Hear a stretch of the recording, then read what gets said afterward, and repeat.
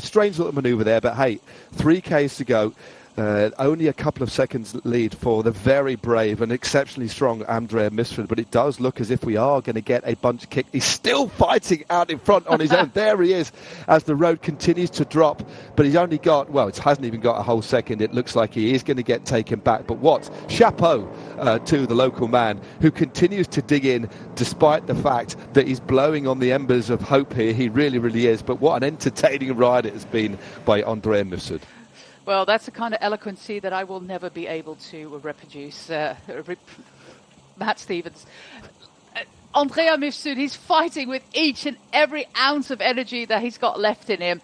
But the Israel Premier Tech team is hunting him down. Got Steve Bauer there in the team car, the iconic rider from Canada, and Ethan Vernon in the absolute perfect position as it stands for the first win of the season for him. And if I'm counting correctly, number 4 for the team after Steve Williams in Tour de London. And of course, Tom van Asbroek last week in the Tour de la Provence. 1.7 kilometers. He's not giving up. We really have to love him for this. He's the man of the day. He deserves the combativity for this whole stage race, I think, after this effort. But he is about to be caught.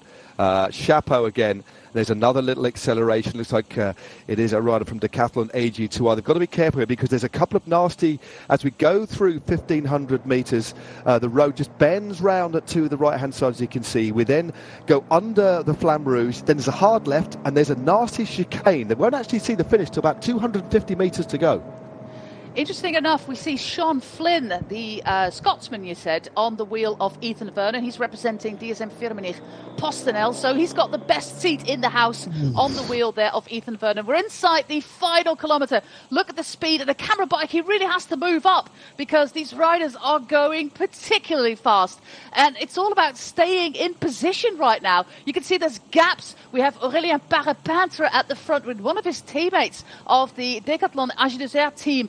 And now it's up to Israel Premier Tech to get the train set there. Still 2 men in front of Ethan Vernon. On the wheel of Ethan Vernon, we have Sean Flynn with number 2, I think, is the aforementioned Vincenzo Albanese. You mentioned him before in the red of Arkea B&B. He's a fast man as well. This is Chris Nijlands with the final lead out for the team. We have Hugo Houle as well, the 2 riders with the national championships bands. Or is it Boivin? It doesn't matter. This is Guillaume Boivin, of course, the final man in front of Ethan Vernon.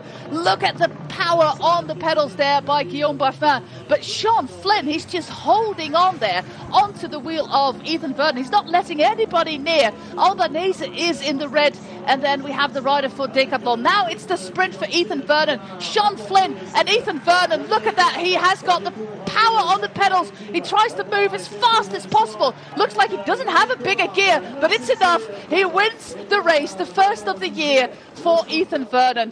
What an exciting finale. Vernon wins ahead of Sean Flynn, Albanese, Johannesson and Guillaume Boivin.